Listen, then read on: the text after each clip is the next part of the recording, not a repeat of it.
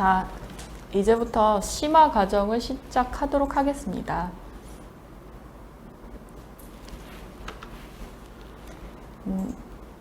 이제 첫 번째 과정에서 제 소개를 드렸었는데요. 이번에는 다시 시작하시는 분들을 위해서 간단하게 소개를 하고 시작하도록 하겠습니다.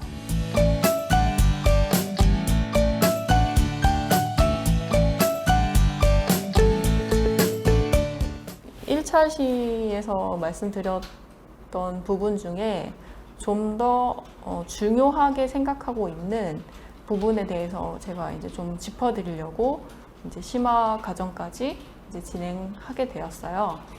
그래서 여러분들이 하고 있는 곳이 어떤 입지인지는 모르겠지만 사실은 이제 저희가 사업하는 입장에서 그 입지는 굉장히 중요한 부분의 하나거든요. 그러니까 입지가 왜 중요하냐면 이제 이런 거죠. 내가 처음에 들어갈 때 너무너무 좋은 자리라고 생각하면 남도 들어가고 싶은 자리거든요.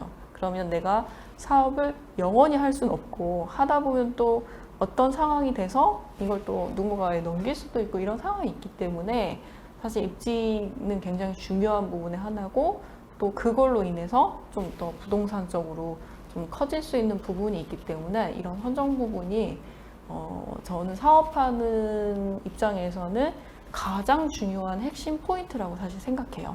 그래서 그 앞부분에 설명드렸던 것처럼 반려견을 키우시는 분들은 대부분 1인 가구 또는 또 이제 그 커플이거나 부부이면서 아이가 없는 가정이 대부분이라고 말씀드렸잖아요. 그렇기 때문에 지금 화면에 보시는 것처럼 이제 같은 건물이지만 정말 다른 느낌이거든요. 왼쪽 같은 경우에는 아파트 단지고 오른쪽 같은 경우는 오피스텔이 주로 있고 이제 1인 가구 중심인 이런 도시예요. 그러니까 저걸 제가 이렇게 두 개를 분류해 놓은 이유는 아이를 키우는 가정 입장에서는 반려견한테 이제 비용을 좀 많이 할당하기가 좀 쉽지 않아요. 왜냐하면 아이들한테는 뭐 교육비도 들어가고 또 뭐 체험비, 기타 뭐 여러 가지 비용이 많이 들기 때문에 사랑스러운 반려견한테까지 이렇게 좀 그런 그 비용을 쓰기가 쉽지가 않아요. 그런 반면에 1인 가구 또는 강아지만을 키우시는 분들 같은 경우에는 이제 돈 벌면 이 사랑스러운 강아지한테 너무 다 쓰고 싶은 거예요. 이것도 사주고 싶고 저것도 사주고 싶고 이것도 먹이고 싶고 여기도 데려가고 싶고 카페도 가고 싶고 그렇다 보니 이제 그런 돈을 쓸 수 있는 쪽에다가 입지를 선정하는 게 가장 중요한 사실 핵심 포인트예요. 그래서 애견 카페를 창업을 하시려고 하는 분이나 창업을 이미 하신 분들도 그런 쪽을 중심으로 탁해서 자꾸 마케팅을 하시는 부분이 중요하다는 설명을 드리고 싶은 거고, 두 번째는 보시면 이제 그 단지별로 해서 이제 좀 교통이 좀 편리한 곳 있잖아요. 그래서 이제 좀 접근성이 좋거나 뭐 이런 곳이 이제 그 도심 속에 애견 카페와 유치원을 할 수 있는 공간이거든요. 그래서 좀 여기에서 좀 가깝거나 좀 여기서 좀 뒤쪽에 있다 하더라도 1인 가구 이제 중심에 있는 곳에 하면 굉장히 이제 도움이 되고, 또 하나 더는 이제 왜 그 건물을 임대를 한다고 하더라도 사실은 뭐 아주 넓은 곳은 하기가 사실 우리한테 굉장히 부담이잖아요. 사실 임대료 부분도 만만치 않기 때문에 그 부분을 조금 해소를 하면서 뭔가 더 차별화된 포인트를 주려고 하면 사실은 그 이런 공개공지 같은 공원을 인접한 곳이 가장 중요해요. 예를 들어 제가 얻은 상가가 뭐 한 30평 정도 되는데 그 뒤로 공원이 붙어 있다고 하면 그 굉장히 큰 메리트거든요. 그러니까 그런 입지 같은 경우에는 정말 나중에 내가 하지 않아도 나는 30평만 임대했지만 그 뒤에 공원은 뭐 한 3,000평 정도를 같이 이용할 수 있는 장점이 있기 때문에 사실 입지를 선정하는 데 있어서 또 반려동물 같은 이제 사업을 하는 입장에서는 저런 공개공지라든지 인접한 공원이 있는 곳이 이제 굉장히 중요하다는 포인트를 말씀드리고 싶어요. 그래서 보실 때에는 뭐 이것저것 다 보는 것보다는 저런 곳이 있는 것들을 중심으로 너무 많이 보시는 것도 좋지 않고 추려서 한 5개 정도 보시고 그 중에 뭐 임대료가 좀 굉장히 좀 합리적이고 또 1인 가구가 중심이 되고 또 이제 주변에 이제 산책할 수 있는 저런 공개 공지가 있는 곳을 선택하는 게 가장 중요하다는 말씀을 좀 드리고 싶어요. 그리고 이제 여기 그림에는 나와 있지 않지만 더 좀 괜찮은 장소를 제가 이제 이 부분에서 이제 좀 소개를 해드릴 건데, 우리가 이제 카페를 한다고 했을 때 예산을 세우시게 되잖아요. 그럼 예산을 세울 때 가장 중요한 포인트 중에 하나가 뭐 사실 들어가는 뭐 임대료 중에 이제 보증금도 예산이 될 수도 있고 또 거기에 들어가는 인테리어 비용, 그 다음에 뭐 기자재, 초기 운영비 이런 예산을 세우셔야 되는데 2가지인 거예요. 신규로 할 것인가 리뉴얼 할 것인가. 내가 하고 있는 곳을 뭐 이전을 해서 새로 할 것인가 아니면 좀 더 확장 이전을 할 것인가 아니면 리모델링을 새로 해서 할 것인가 이런 것들을 생각하게 되잖아요. 근데 저는 그 부분에 있어서 리뉴얼 하는 것도 굉장히 추천을 많이 드려요. 그 이유는 뭐냐면 신규로 하게 된다고 하면 설비라든지 여러 가지 들어가는 비용이 상당하거든요. 근데 이미 되어 있는 곳을 좀 더 이 상황에 맞게끔 리뉴얼 하는 거는 비용을 절감할 수 있고 또 그동안 했었던 입지에 여러 가지 이제 인프라들이 있기 때문에 도움이 굉장히 많이 된다는 장점이 있어요. 이 2가지의 장점을 제가 이제 좀 설명을 드리면 여러분이 이미 하고 있지 않고 신규를 하시는 분이라고 하면 어떤 입지를 추천을 드리냐면 그 어린이집이나 유치원을 했었던 자리가 있어요. 이제 그런 곳 같은 경우에는 49인 이상이 됐을 때 운동장이 있어야 되는 기준이 있기 때문에 운동장도 있고 또 이제 교실도 나눠져 있기 때문에 애견 카페나 유치원을 하기에 굉장히 좋은 이제 구조로 되어 있거든요. 그런 것들을 임대를 하시거나 매입을 하시면 인테리어 비용이 훨씬 절감이 되는 장점이 있어요. 그리고 어린이가 이용했던 시설이기 때문에 안전이라든지 안에 이제 바닥 난방이라든지 보일러 시공이라든지 이런 것들이 굉장히 잘 되어 있기 때문에 시설비에서 절감할 수 있는 부분들이 있고 또 지금 뭐 어린이들이 많이 줄어서 전국에 어린이집이 한 44,000여 개가 있었는데 지금 15,000개가 정도 줄었거든요. 그렇기 때문에 거기에 나와 있는 그런 건물들을 임대해서 리뉴얼을 해서 애견 카페, 애견 유치원, 그 다음에 호텔, 동반 카페 이런 것들을 같이 한다고 하면 굉장히 여러분들이 원하는 수익을 올릴 수 있는 그런 구조로 만들 수가 있어요. 그래서 애견 카페를 운영을 하실 때에는 이제 2가지 포인트 아까 말씀드렸죠. 신규와 리뉴얼이 있는데 또 여기에서 더 깊이 들어가면 뭐가 있냐면 비율이 있어요. 아까 제가 말씀드린 사진에 보시면 도심에서 가까운 오피스텔 부근 1인 가구가 사는 중심이 있는가 반면에 내가 찾은 입지는 도심에서 좀 벗어나서 조금 외곽에 있어요. 그럴 경우에는 어떤 부분들을 신경을 쓰셔야 되냐면 이 정말 핵심 포인트인데요. 적으셔야 돼요. 8대2의 비율이에요. 도심에 가까운 곳에서는 유치원이 굉장히 잘 돼요. 왜냐하면 출근하는 길에 맡기고 일하시는 분들이 맡길 수 있는 곳이기 때문에 사실은 도심 속에 하면 유치원의 비중을 8로 하고 이제 카페의 비중을 2로 하면 장점이 유치원에 주중에 다니고 주말에는 또 카페를 이용하는 고정 고객을 만들 수 있는 장점이 있어요. 그래서 평일에 안정적인 수익을 올릴 수 있는 애견 카페는 도심에서 가능하시고 그 다음에 이제 좀 외곽으로 갔을 때는 운동장, 호텔 이 부분을 굉장히 좀 크게 운영을 하시고 8 정도 운영하시고 이제 그 유치원을 이 정도 운영하시면 원하시는 수익에 더 이상도 올릴 수 있는 장점이 있다는 거죠. 그래서 좀 외곽으로 해서 좀 뭐 그 공개 공지라든지 운동장이 넓은 곳으로 가면 주말에 한 1,000명에서 1,500명 정도 올 수 있게끔 만들 수가 있거든요. 그럴 때는 이제 운동장은 어떤 느낌으로 해야 되는지, 그 다음에 유치원은 어떤 시설로 해야 되는지, 호텔은 어떻게 해야 되는지, 거기에 용품은 어떻게 세팅해야 되는지, 이런 부분들을 잘만 정리하시면 여러분은 굉장히 저렴한 임대료와 도심에서 그렇게 멀지 않은 가까운 곳에서 원하는 수익을 올릴 수 있는 애견 카페를 만드실 수가 있어요. 그 부분은 제가 그래도 어린이나 유치원 쪽 프랜차이즈 운영했기 때문에 전국에 있는 많은 장소들을 봤거든요. 그 중에 어린이들이 없어서 문을 닫은 장소들이 굉장히 많아요. 그런 것들을 이제 임대를 하셔서 이걸 진행하시면 원하는 것도 얻어내실 수 있고, 또 신규로 하시는 분 입장에서는 도심에서 가까운 곳에 1인 가구가 많은 곳에 이제 상가를 얻으셔서 고정 고객으로 이제 운영을 하신다고 하면 평일에는 안정적인 수익을 유치원을 통해서 버실 수 있고, 주말에는 또 이제 유치원에 올 이렇게 이제 예정 고객 이런 분들이 오시기 때문에 영업 활동을 할 수 있는 장소가 마련된다고 보시면 돼요.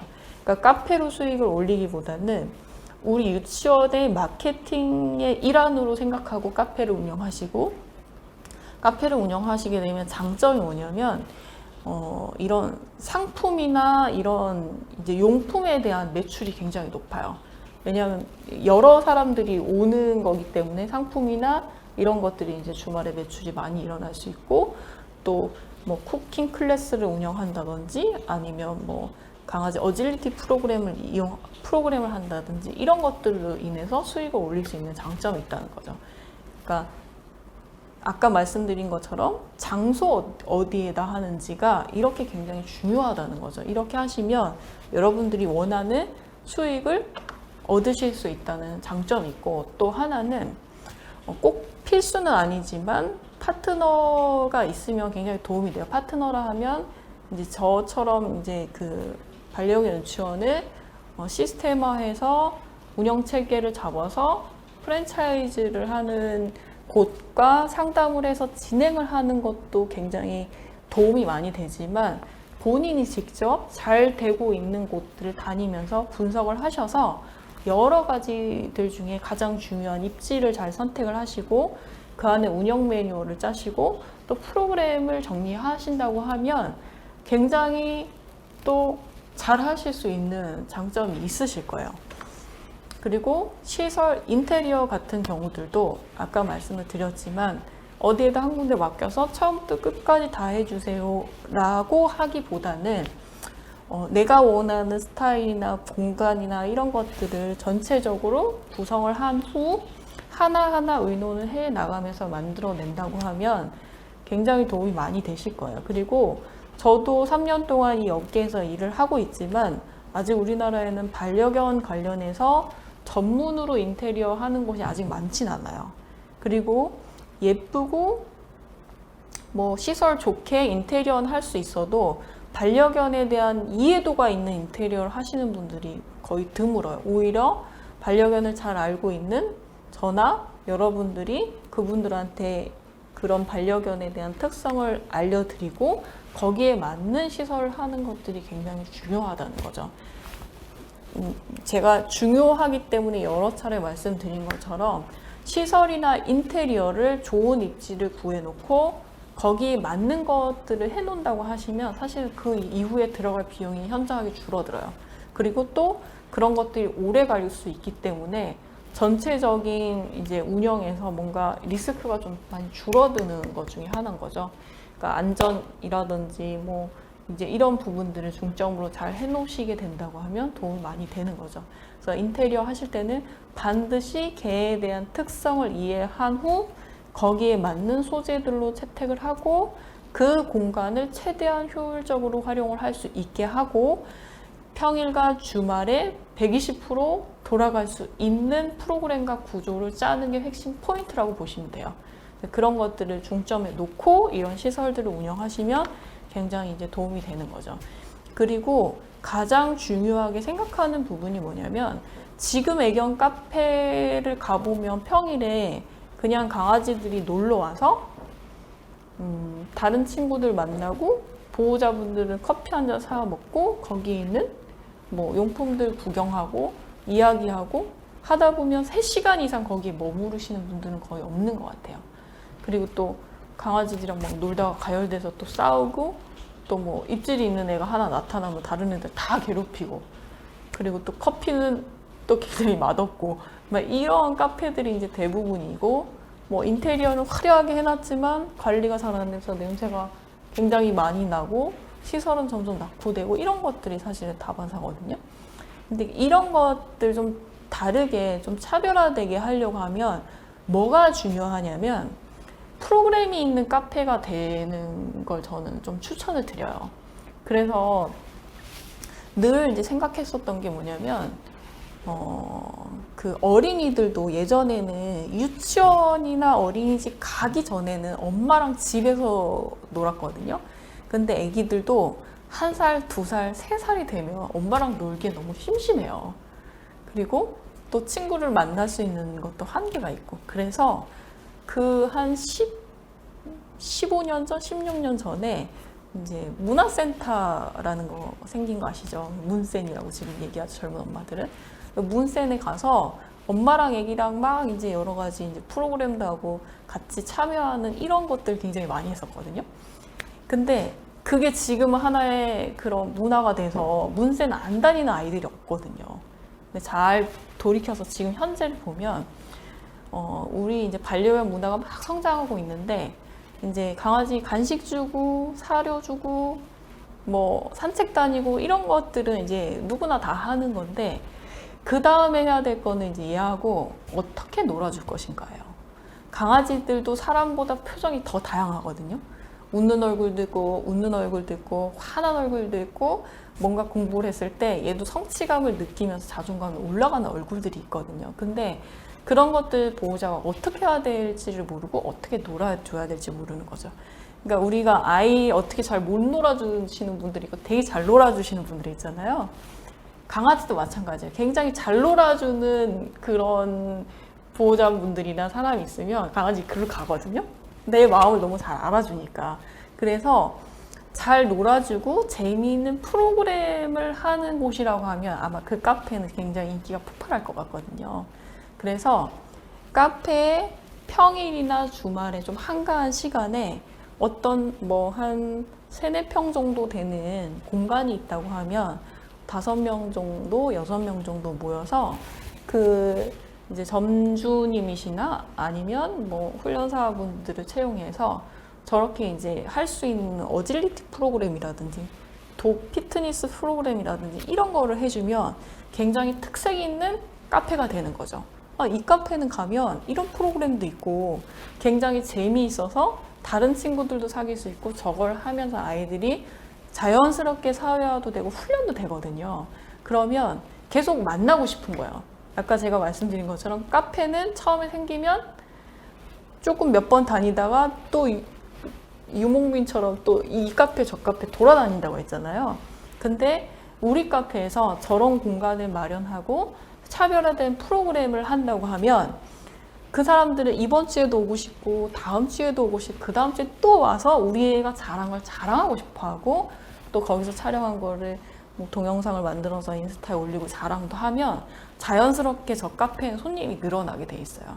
그래서 제가 말씀드리고 싶은 거는 이런 놀이 활동이나 교구를 가지고 하는 프로그램도 할 수 있고 또 두 번째는 그 카페 안에서 어떤 공간을 마련해서 강아지 생일 파티룸을 할 수가 있어요.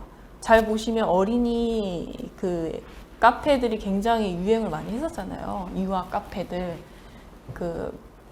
키즈 카페라고 많이 하죠. 키즈 카페가 처음에 생겼을 때는 뭐 예전에는 거기 가면 아이들 노는 시간 동안 엄마 아빠가 할 일이 없잖아요. 그래서 막 뭐 음식도 팔고 뭐 저녁에 맥주도 팔고 뭐 파스타도 팔고 뭐 그러니까 거기서 이제 먹다가 이제 시간 다 보내는 거지. 이제 그런 카페가 이제 한참 성행하다가 그 다음에 카페를 놀러 가더라도 아이들이 뭐 재미있는 활동을 하는 카페들로 넘어갔었거든요. 그때도 굉장히 인기가 있었어요.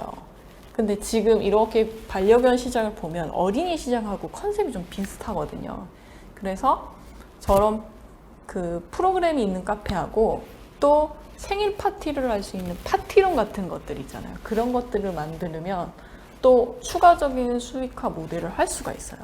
그 생일 파티룸 같은 경우도 왜 필요하냐면 내 집에서 강아지들을 초대해서 생일 파티를 하면 난장판이 되겠죠. 그쵸? 근데 어린이들도 카페 빌려가지고 엄마들이 이렇게 쭉 모아서 생일 파티를 해주거든요. 강아지들도 요즘에는 이제 그런 문화가 생겨나고 있었어요. 얼마 전에는 여기 그 서울에 있는 그 어디지? 위워크 사무실에서 반려견 친구 하나 생일 파티 한 적이 있었거든요. 근데 지인들 플러스 강아지를 좋아하시는 분들도 인스타를 보시고 다 모여서 그 생일 파티 같이 있었어요. 한 50명 정도가 모였거든요. 굉장히 재밌었어요. 그래서 우리 강아지 생일 파티 한다고 포스터도 쫙 붙이고 그 강아지 사진을 캐릭터로 그려서 티셔츠도 만들고 에코백도 만들어서 선물도 판매를 했었어요. 그 굉장히 인기가 있었거든요.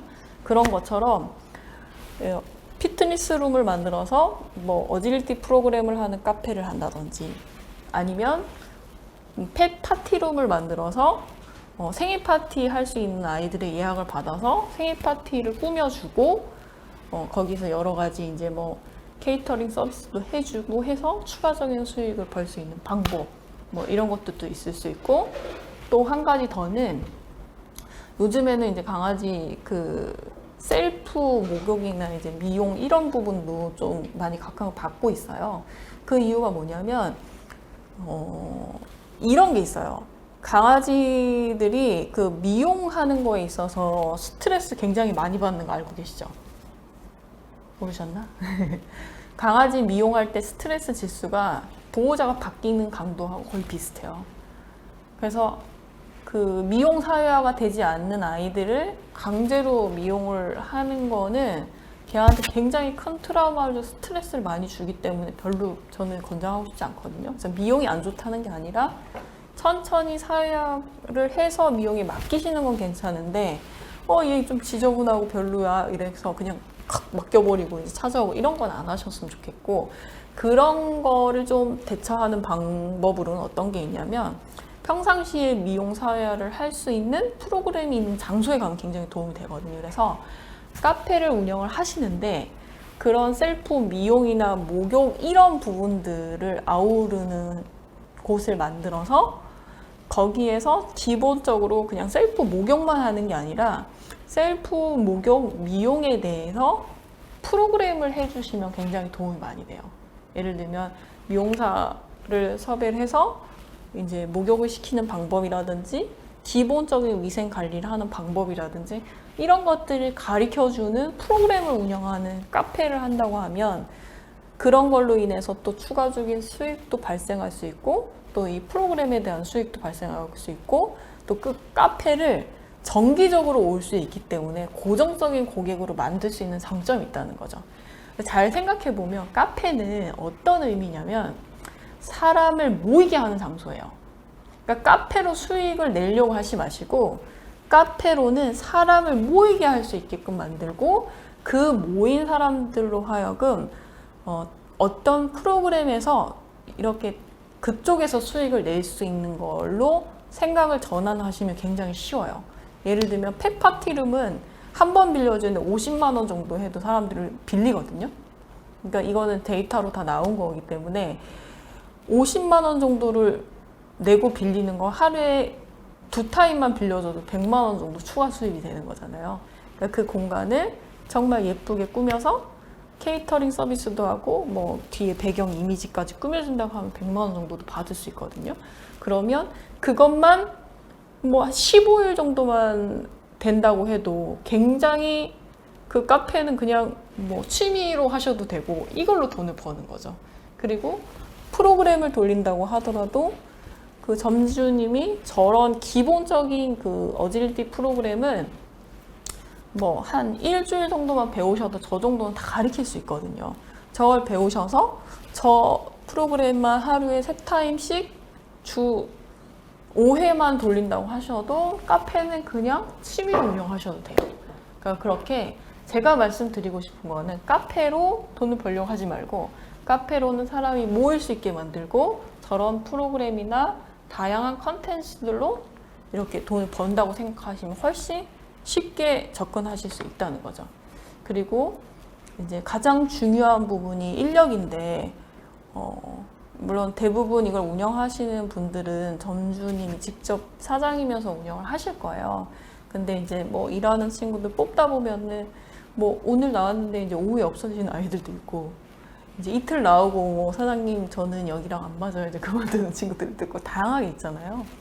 그래서 이제 사람을 시켜서 이제 하는 일이기 때문에 저는 서두에도 말씀드렸다시피 꼭 뭐 이력서에 뭐 훈련이나 뭐 훈련 경기대 뭐 이런 기타 등등 동종 업계에서 화려한 이력보다는 굉장히 좀 강아지를 좋아하고 반려동물을 사랑하고 좀 이렇게 그 인성이 되어 있는 친구들을 선정을 좀 하셔서 그 친구들을 이제 하나하나 가르쳐 나가면서 뭐 나중에는 정말 운영을 하다가 이 친구한테 매니저로 물려줄 수 있을 정도로 이렇게 이제 신뢰가 되는 사람을 키우라는 걸 좀 추천을 드리고 싶어요. 그래서 저도 처음에는 이제 그런 인력들 때문에 되게 고민이 많았지만 지금은 이제 그런 아카데미를 운영하면서 이런 사람들을 키워내고 있거든요. 그래서 이 인력으로 이제 가장 적합한 인력은 제가 추천을 드리면 사실은 그 어린이집 선생님들이 굉장히 적합해요. 어린이집 선생님들은 아이를 이제 케어를 했고 또 학부모들도 이렇게 그 상담을 하고 또 케어를 해왔기 때문에 기본적으로 이제 소통이 좀 잘 돼요. 그런 보호자분들하고. 그런 친구들에게 이제 강아지 케어하는 방법만 딱 탑재를 하면 사실 굉장히 잘할 수 있거든요. 그래서 인력을 채용을 하실 때에는 어떤 사람들이 이 일에 맞는지를 보시고 채용을 하시는 게 굉장히 중요해요. 어렵긴 하지만 잘 뽑아 놓으시면 이제 우리 사장님들이 조금 쉽지는 않지만 그래도 좀 안정적으로 운영할 수 있는 장점이 있다는 거죠. 그리고 이제 홍보 마케팅 부분인데 이 부분은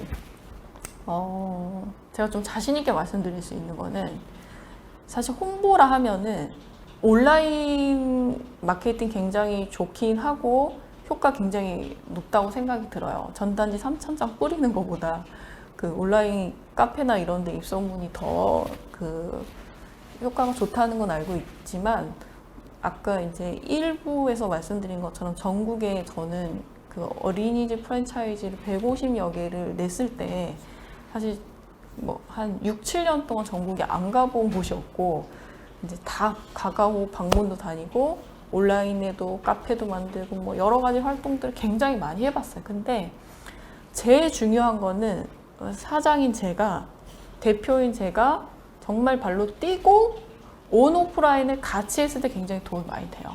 현장을 체험하고 느낀 걸 바탕으로 홍보 마케팅을 하실 때 정말 그 고객들이 이제 저한테로 오고 그 고객들이 제 편이 되면서 탄탄해지는 걸 느끼거든요. 그럴 때는 이제 그 부분에 있어서 대표님이 정확하게 홍보 마케팅 온오프라인으로 뛰면서 같이 해주시면서 그것들을 톤앤매너를 정리해서 온라인상에 개인 브랜드든 뭐 프랜차이즈가 되건 잘 정리할 수 있는 부분이 굉장히 중요해요. 왜냐하면 대표님이 유명해지시고 나면 거기가 이제 마케팅에 대해서 사람들이 막 찾게 되다 보면은 검색해서 많이 들어오시잖아요. 그럴 때 대표님의 느낌대로 정리가 잘 되어 있다고 하면 굉장히 도움이 많이 되거든요. 그래서 홍보 마케팅은 내가 직접 하는 걸 기반을 두시고 전문가를 좀 채용하셔서 그런 부분들을 정리해서 인터넷이나 뭐 온라인상을 깔끔하게 정리를 한다고 하면 굉장히 도움이 많이 되시고 그것만 해놓으시고 열심히 해서 쌓아가시면 점점점 어느 반열에 올라 계실 거예요. 그러면 저보다 지금 하고 계신 사장님들이 여기 와서 더 좋은 노하우와 더 좋은 뭐 그런 여러 가지 이제 방법적인 것들을 저한테 더 오히려 알려주실 수 있는 계기가 되실 수 있거든요. 그렇기 때문에 홍보 마케팅 부분은 본인이 직접 이제 뛰는 게 가장 중요하다는 얘기를 여기서 꼭 해드리고 싶었고 그 이후에 좀 더 다양한 방법으로 할 수 있는 것들은 좀 설명을 좀 드리도록 할게요. 그리고 애견 카페를 하면서 데이케어라든지 유치원을 도입을 한다고 했을 때 내가 꼭 자격증이 있어야 되냐, 뭐 그런 것만은 아니에요. 아까도 말씀드렸지만 지금 국내 그 외견 훈련사 자격증이 국가 자격증화가 된다고 확정은 되었다고 하지만 아직 그렇게 되진 않았거든요. 그리고 훈련사 자격증을 땄다고 해서 강아지를 꼭 가리킬 수 있고 또 카페를 운영할 수 있는 것은 아니에요. 자격증보다 더 중요한 거는 이런 현장에서 했던 경험, 그다음 강아지를 사랑하는 마음, 그리고 내가 열심히 하고자 하는 의지와 열정이 중요한 거지 자격증이 중요한 거 아니에요. 물론 자격증을 준비하는 과정에 있어서 열심히 공부를 했다고 하면 굉장히 도움이 되긴 하지만 단순히 자격증만으로 되는 건 아니거든요. 그래서 제가 정말 추천드리고 싶은 거는 실제로 온라인에 집중되어 있는 게 아니라 오프라인에서 실제로 강아지들을 만나고 다양한 강아지들하고 경험을 하고 체험을 하고 또 현장에서 일을 해보고 이런 경험을 쌓을 수 있는 곳에서 좀 배운 후에 최소한 한 1년 정도는 스스로가 좀 트레이닝을 하시고 이제 적용을 하시면 굉장히 좀 도움이 많이 될 거예요. 그리고 카페를 운영하시는 동안에도 충분히 시간을 내셔서 공부도 하실 수 있고 경험을 쌓으실 수 있기 때문에 그런 경험적인 부분을 저는 중심으로 조금 공부를 하시는 걸 좀 추천을 드리고 자격증은 기회가 있으면 좀 따시면 좋고 그리고 또 해외에 또 여러 관련돼서 공부할 수 있는 것들이 굉장히 많거든요. 그런 것들을 이제 계속 꾸준히 하다 보면 대표님들이 더 많이 발전을 하실 수 있을 거예요. 그리고 지금 질문이 하나 들어와서 그런데 그 반려동물 카페에서 단골 손님을 유지하려면 어떤 고객 관리를 하는 게 좋냐고 물어보셨거든요. 이 부분은 어떤 것들이 있냐면 그 보호자분들이 강아지를 데리고 이제 카페에 자주 오시잖아요. 그럴 때 아까 말씀드린 것처럼 다양한 프로그램으로 단계별로 이 아이가 여기서 뭔가 재미를 느낄 수 있게끔 강아지가 여기에 오는 걸 좋아하게 만드셔야 돼요. 그러니까 예를 들면 보호자분들이 좋아서 오는 것도 있지만 강아지가 여기만 오면 이 근처로 막 줄을 당겨서 올 수 있게끔 이렇게 하셔야 되거든요. 그러려면 이제 온 강아지와 그 이제 점주님이나 거기 있는 선생님들하고 강아지하고 일단은 굉장히 친해져야 된다. 이 부분. 그리고 오셨을 때 보호자분들 니즈에 맞게끔 저희가 뭐 상담도 좀 해드리고 또 뭐 고민도 좀 들어드리고 또 어떤 뭐 문제 행동이나 이런 것들이 있으면 상담을 해서 또 교육도 해드리고 그리고 이제 주기적으로 문자든 그 다음에 뭐 전화 연락이든 이런 것들도 체계적으로 좀 해주셔야 되고 그 다음에 그 카페나 유치원에서 다양한 행사나 프로그램을 하는 게 굉장히 중요해요. 다양한 행사나 프로그램은 어떤 것들이 있냐면 뭐 여름 같은 경우에는 뭐 야외 뭐 수영을 하는 프로그램을 한다든지 캠핑 이벤트를 한다든지 아니면 뭐 그런 어질리티 대회를 한다든지 이런 것들을 연간으로 계획을 짜고 거기에 참여시켜서 지속적으로 유대관계를 맺으시면 그 고객이 단골이 돼요. 처음에는 까다롭고 또 좀 뭐 컴플레인 좀 심하고 이랬던 고객들도 어쨌든 그 이제 대표님이 이제 계속 유대관계를 갖고 친하게 하다 보면 점점점 이제 저랑 같이 이렇게 강아지를 키우는 입장으로 유대관계가 형성이 되기 때문에 고객 관리가 굉장히 그렇게 되면 이제 쉬워지거든요. 그런 장점들이 있어요. 그리고 아까 이제 자격증 부분 얘기하다가 이제 질문 답변 드렸는데 훈련사와 지도사의 차이가 있어요. 훈련사는 뭐 일본에서는 그 트레이너와 인스트럭터 두 개로 나눠지게 되는데 훈련사는 진짜 그 강아지하고 같이 이제 훈련만 하는 거를 우리는 훈련사라고 얘기하고 지도사는 강아지를 양육하고 있는 보호자를 가리키는 거를 지도사라고 얘기를 하거든요. 근데 우리는 훈련사와 지도사의 역할까지 다 하고 있어요. 근데 훈련을 잘 시키는 사람이 보호자를 잘 가리킨다? 이거는 사실 뭐 다 100%가 그렇진 않거든요. 그리고 또 우리 이제 아이들 다 케어 아이들에 대해서 뭐 해결사인 우리 오은영 박사님 잘 아시죠, 여러분들도. 근데 모두가 오은영 박사님일 필요는 사실은 없잖아요. 그래서 어린이도 마찬가지, 유치원이나 어린이집에 다니는 아이들은 이제 보통 다른 아이들하고 좀 잘 어울리고 또 그 잘 지낼 수 있는 아이들이 이제 다니는 곳이라고 보면 좀 문제가 있거나 조금 그 어려움이 있는 아이들은 또 이제 그런 오은영 박사님을 만나서 또 상담도 받고 또 상담 치료도 받고 이제 이렇게 가잖아요, 어린이들도. 그래서 강아지들도 마찬가지예요. 문제가 있고 그 문제가 심한 경우에는 굳이 강아지 유치원에 와서 그거를 다 뭔가 교육을 하고 문제 행동을 수정할 필요는 없어요. 그래서 여기서 말씀드리고 싶은 거는 애견 카페나 유치원에서는 정상적으로 이제 크게 문제가 없는 아이들을 주로 다루시면 운영하는 데 있어서 크게 어려움이 없는데, 모든 아이들을 다 다루려고 하다 보면은 어려움에 빠지거든요.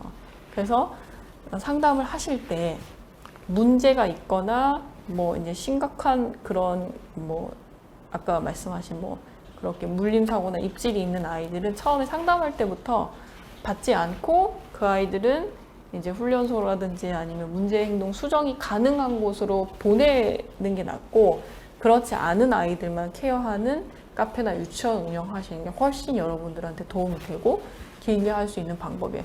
물론 나중에 그 점주님들께서는 이제 더 공부를 하고 어느 정도 반열에 오르셨을 때는 그 아이들을 케어할 수 있지만, 굳이 그 아이들을 케어하면서까지 위험을 감수하고 그렇게 하실 필요 없다는 말씀을 드리는 거예요.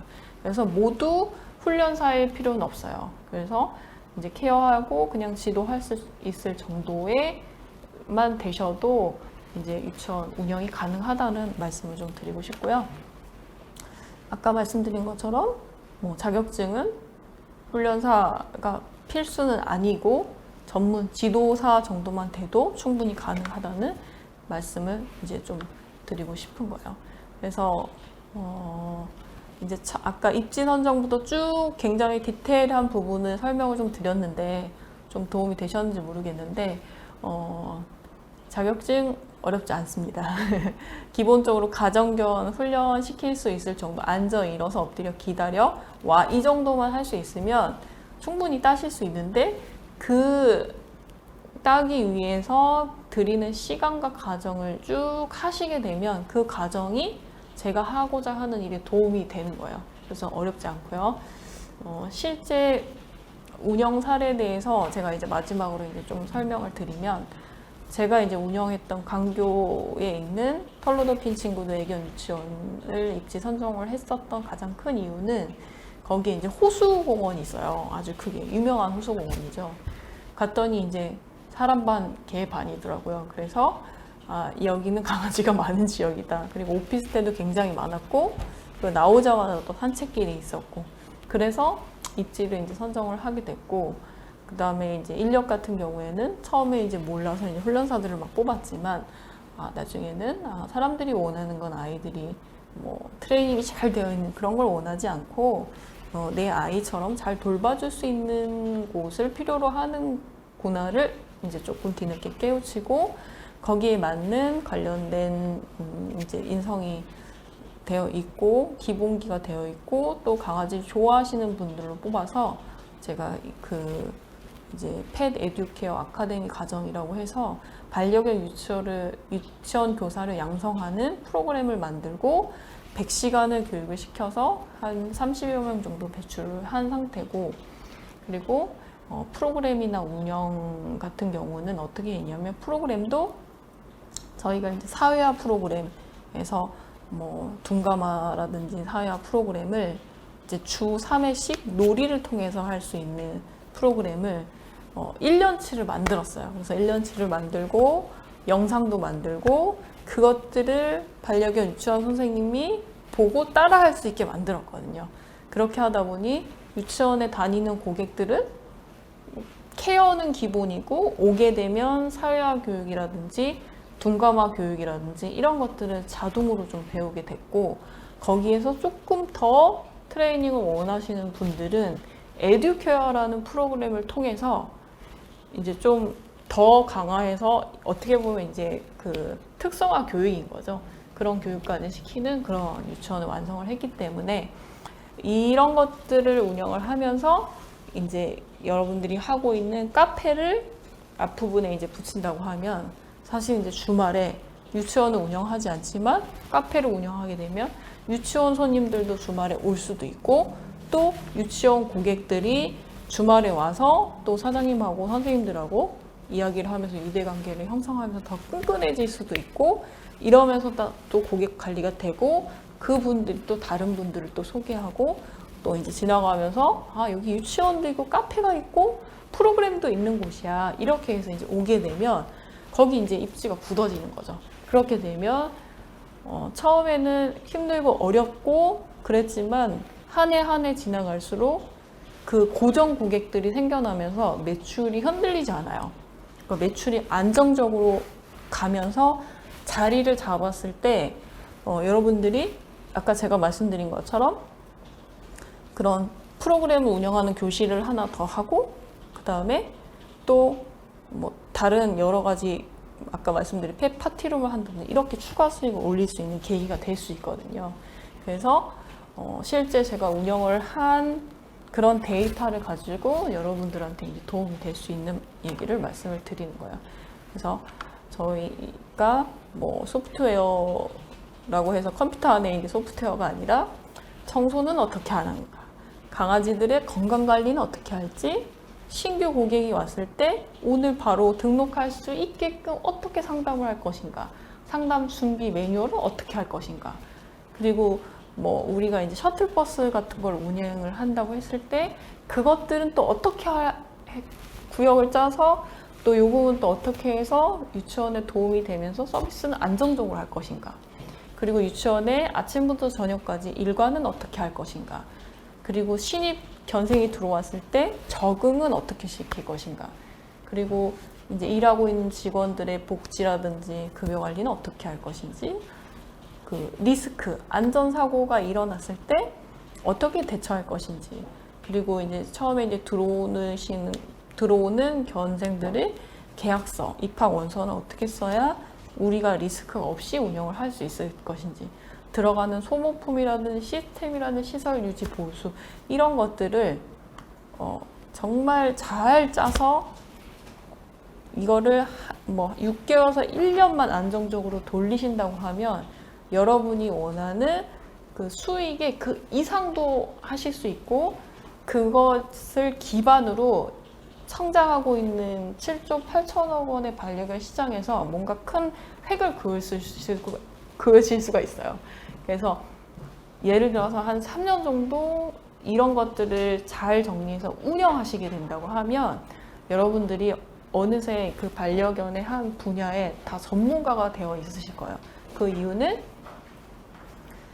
그 안에 반려견들을 케어하고 보호자분들하고 만나고 또 거기서 일했었던 모든 사람들하고 여기에서 나온 그 데이터들을 가지고 정말 그 대표님들의 분야에서 반려견 분야로 넘어갔을 때 빛을 발할 수 있는 그런 경험을 여기서 얻으실 수가 있거든요. 그래서 제가 드리고 싶은 말씀은 사실은 그 추가적인 수익도 반드시 벌 수도 있고, 그 수익 플러스 좀 더 다양한 사업에 진출할 수 있는 기회가 이 안에 이제 들어있다는 말씀을 드리고 싶습니다.